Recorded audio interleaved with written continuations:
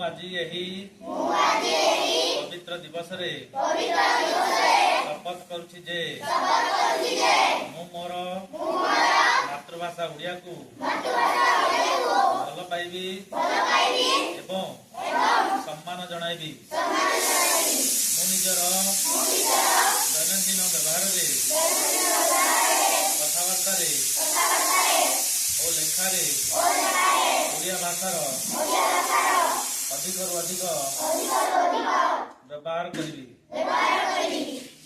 मु ओडिया भाषा साहित्य और संस्कृतिर प्रसार पाई सर्वदा कार्य करी। ओडिया भाषार गौरव वृद्धि पाई मु निजकु समर्पित करी।